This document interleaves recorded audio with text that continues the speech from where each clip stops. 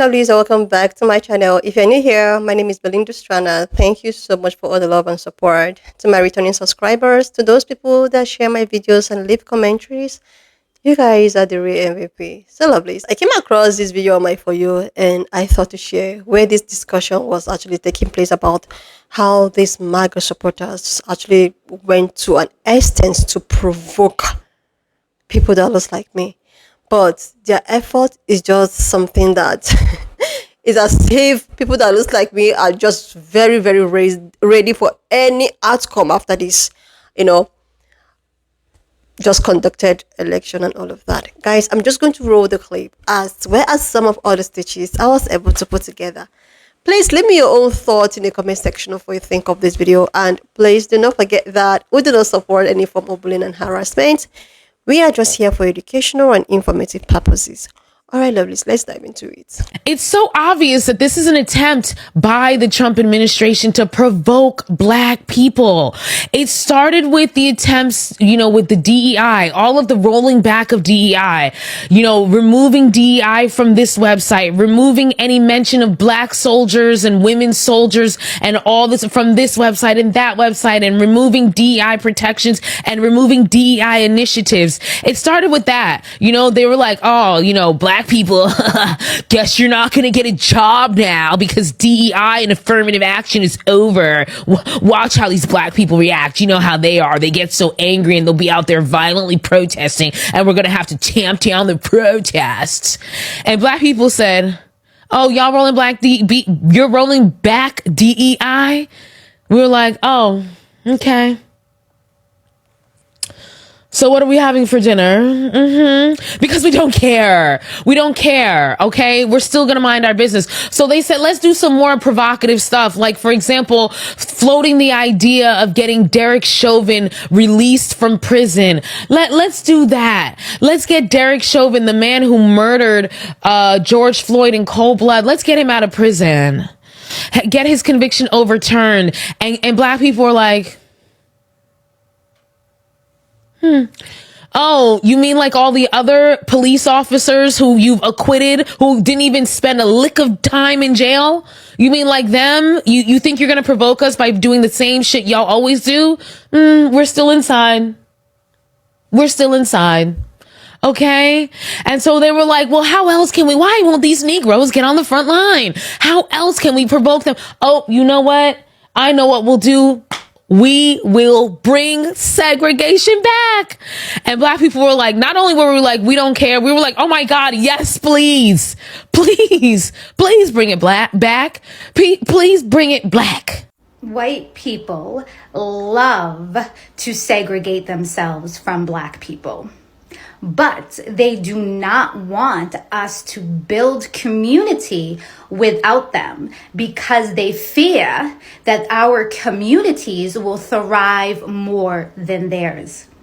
They are scared of what an all-Black community would mean for them. They're talking about segregation now because to them, segregation is power. It is their way of controlling us. And again, they're also trying to incite us. So that way we take the streets and they can kill us. Okay? That's exactly what's going on here. Okay? And let me just tell you, white people, our communities will thrive. We don't need you. Have been remarkably. Where's the riot gear? Where are the tasers? Where are the shields? Have you noticed that the protests since the election have been remarkably void of any sort of military-ish looking occupation from the government? Have you noticed that? Notice that when we're not there, they don't bring in the level of violence that when we protest. And now here's the thing that you need to comprehend. If you look at what they're doing now, okay, I call it poking the bear. They are trying with every ounce of blood in their bones to trigger us, to get in our feelings.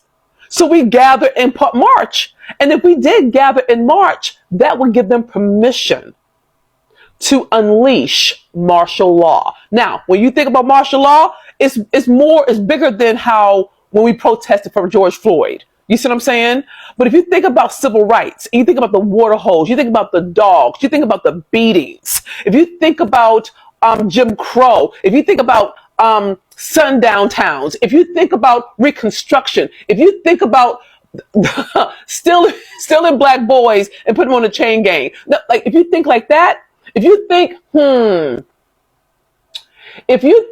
1800s and early 1900s, that is what they want to do. But God is faithful because we have been blessed with spiritual discernment and wisdom because we rested. We're not participating, so they can't do that. But if we did, that would give them permission to literally be extraordinarily violent toward us and have us be unallied for the sake of for something that is not ours to fight. Okay, so here's the good news. Hold your peace, baby. You're doing great. Keep on resting. Keep getting your nails in. Keep watching. Keep an eye on things. But we're not engaging in this. This is not our fight. This is a white fight. Let them work it out among themselves. Okay? That's not being passive. That's being wise. All right? Because this is not ours to take care of. I give this over to the hands of God and to the hands of white people who really can make a difference. It's not our fight. So do not feel compelled to defend or explain or get involved. Don't do it. They'll just use your body as a shield. They'll use your passion as their voice, and then they will silence you and throw you under the bus. It's historical. You can go all the way back, all the way through history and see it. So please know that you will not be used. You're a child of God. You are God wrapped in flesh. You're the head and not the tail. You're above and not beneath. You are the righteousness of God. Okay? I love you, sis. I love you, bro. Don't be used.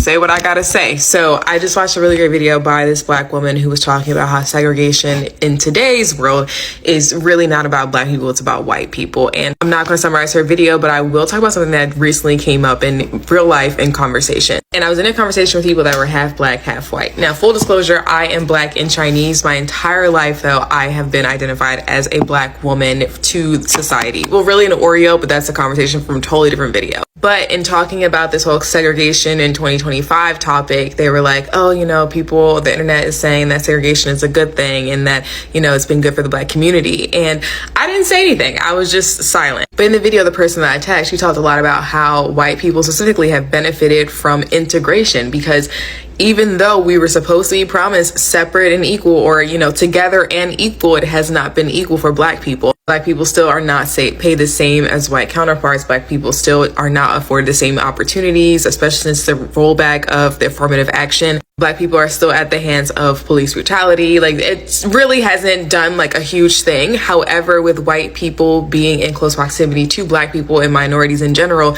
they have been afforded the opportunity to be educated on how their ancestors have behaved both currently and previously in history. And it's because of that proximity of white people to minorities, specifically black people, that they have been able to learn, grow, flourish, and with apps like TikTok have been able to change the overall perception of history, specifically in the United States. Now let's get back to the conversation that I was having in real life. So I was having a really hard time of understanding where these people were coming from, the people that were half white, half black. Because as someone who is mixed, right, black and Chinese, the one drop rule has applied to my life through and through. In fact, a lot of people have actually denied that I am Chinese, even though I know my heritage and where I come from, at least that part of my family. So what I asked in that conversation was, well, if you had to choose, would you go with your black family or your white family? And they both said I would go with my black family. And I said, why? And they said, well, they're just a lot more fun. Like, I feel like I have community. I feel like I have people that really like stick beside me.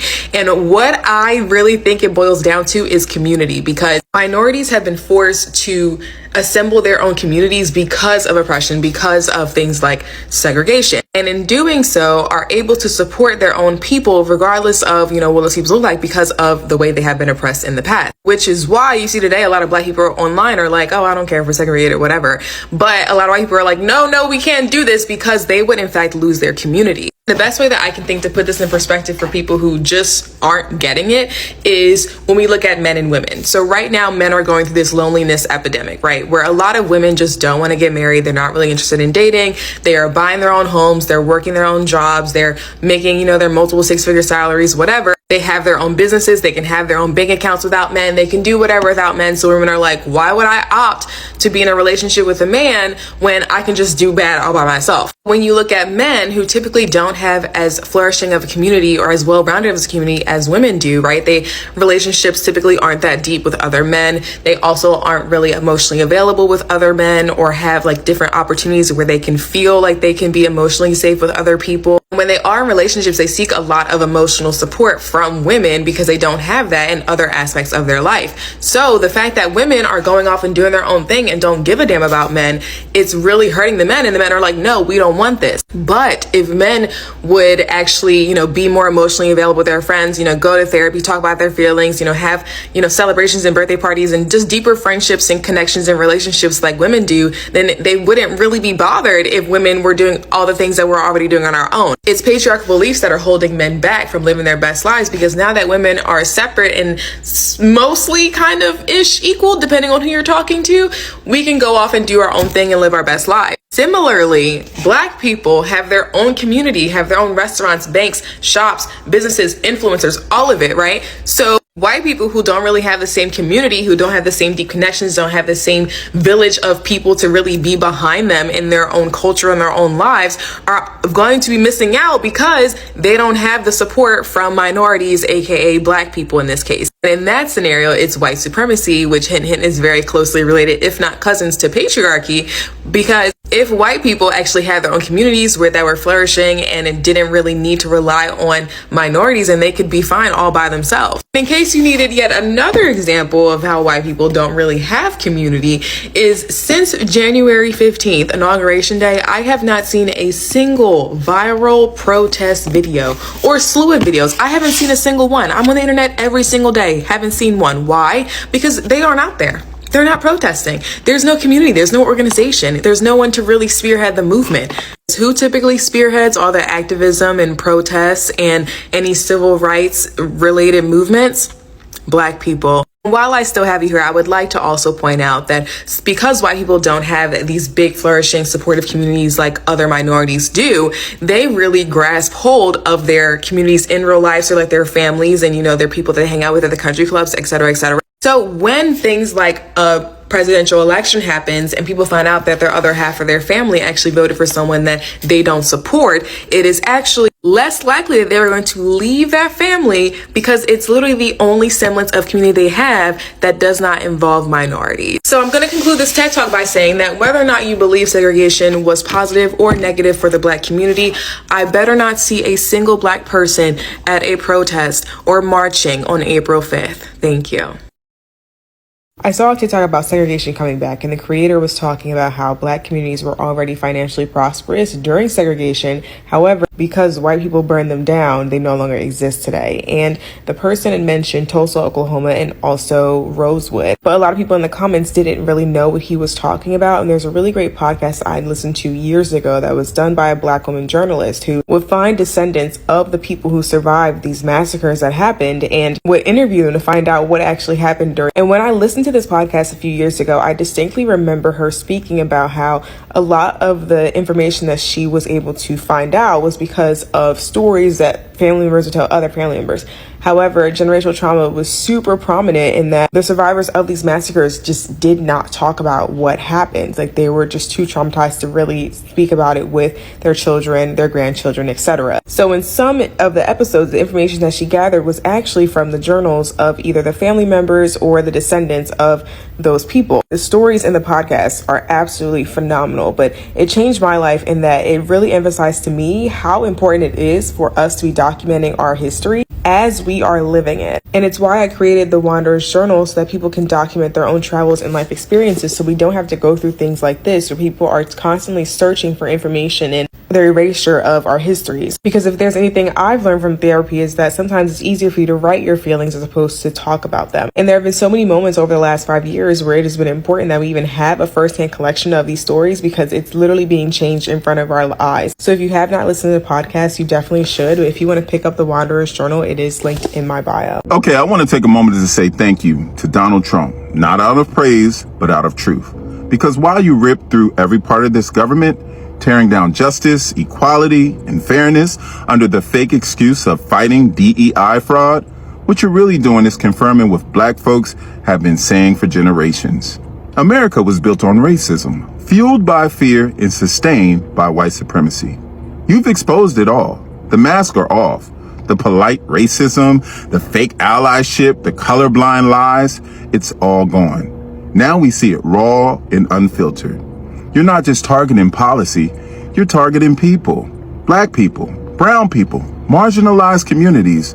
And the wild part, we make up the smallest portion of this country, yet somehow we are the biggest threat to the lie that white supremacy built. That should tell you everything. You're afraid not of violence, not of replacement, but of the power we hold even when we have nothing. You see the way our culture, our brilliance, our resilience, our excellence continues to shape this country, even when it tries to erase us. Donald Trump is just the loudest version of a system that's always been in place. He is the living, breathing proof that this country was never designed with us in mind. And yet, we continue to define it. So thank you, Donald, for exposing what so many tried to deny, for showing the world that the fear of black greatness is real, for proving that racism isn't in our imagination, it's in the fabric of this nation. And to my people, we don't have to fight to prove our worth. He's doing that for us. All we have to do is stand firm, stay awake, and know that the truth is finally louder than the lie. We are not broken. We are not the problem. We are the evidence of the power that this country can contain. Let that truth ring louder than its hate. The overall reaction by black people has been, sounds great to us. Yippee! Woohoo!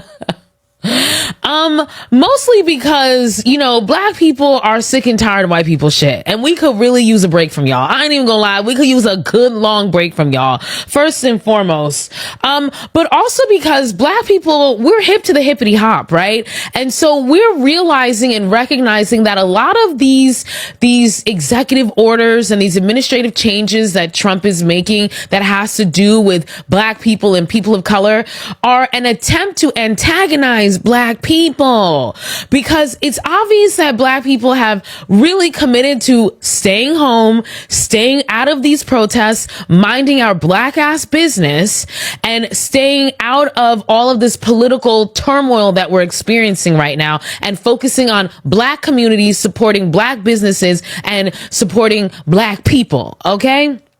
And so, the Trump administration, they got to provoke black people, especially, them conservatives, them super far right wing conservatives. They want to provoke us black people because they want to get us out in them streets so that we can start protesting, and then they can start doing their typical malarkey, getting the rubber bullets prepared, the rubber bullets that they've been sparing on all these protests that have had no black people in them recently. Just saying, we talked about that, right? I totally agree with this lady.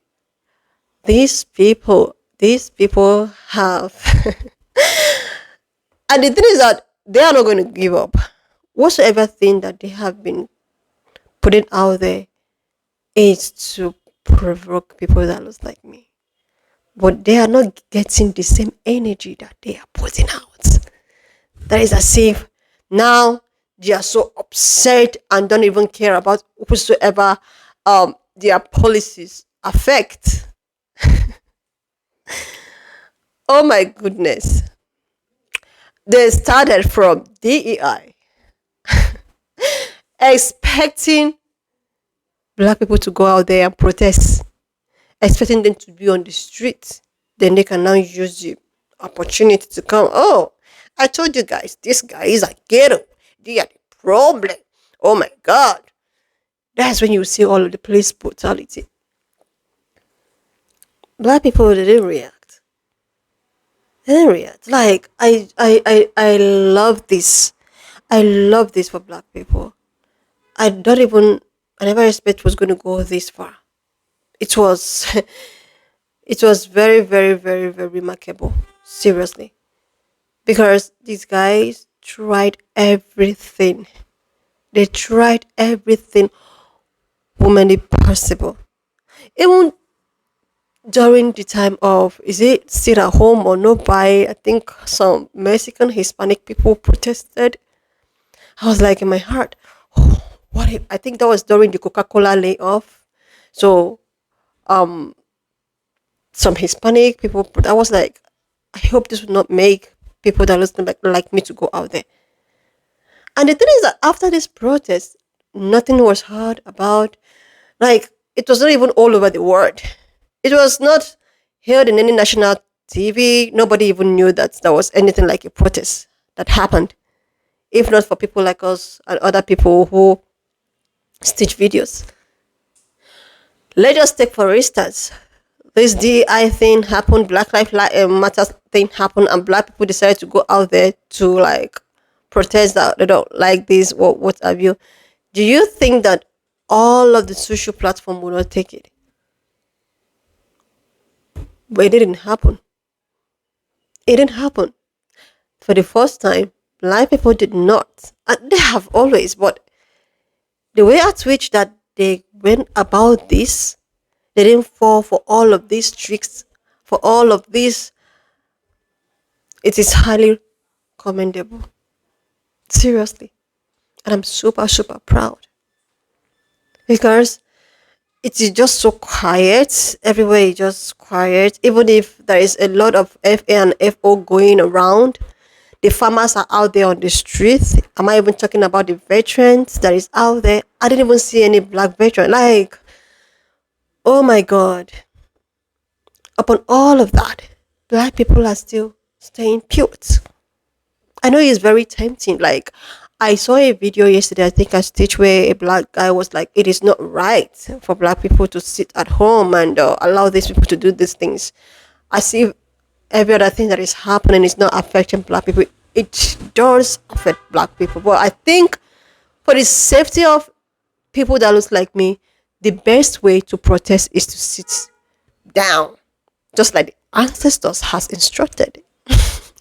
Why I say that is the fact that there is this sit down that is trending all over the social platform. It's as if it's the ancestors talking to black people to sit there down at home. So this is why you see so many of them crashing out, angry, confused because they are just like they have always have people that looks like me cleaning up their. So that's why they don't even know where to start. They don't know how to begin with it. They are not used to it. Can I use that word? But right now, it's as if black people are having nothing to do about it. They are confused on how to start up. They are confused if they should go out there. Some of them don't even want, like, they don't have that mind to go out there. Seriously. A lot of them. This is why this there is a lady that was actually disgraced, dragged out from a town hall meeting. And instead of these pan-colored people to stand up, they decided to look at her, film her, smile about it. They cannot stand up for themselves. So that's why they're in a confused state right now. They don't know what to do. But black people are still standing down. Let them clean up whatsoever that they have brought upon every other person and upon themselves. You know, I think it's a good thing. I think black people sitting down is a good thing. Because if they should go out there, it will actually be another case. But right now that they are not involved, right now that black people are sitting down minding their business with everything, all of the things that they thought was going to make them out on the streets. You see, everywhere is to come. Today was supposed to be a protest, 5th of April. I just hope things goes out well for them. Anyway, lovelies, wanna just leave me your own thoughts in the comment section of what you think of this video. Please do not forget that we do not support any form of bullying and harassment. If you've not subscribed, please do your girl a huge favor to click on the subscription button, like, and I will see you lovelies when I upload the next one.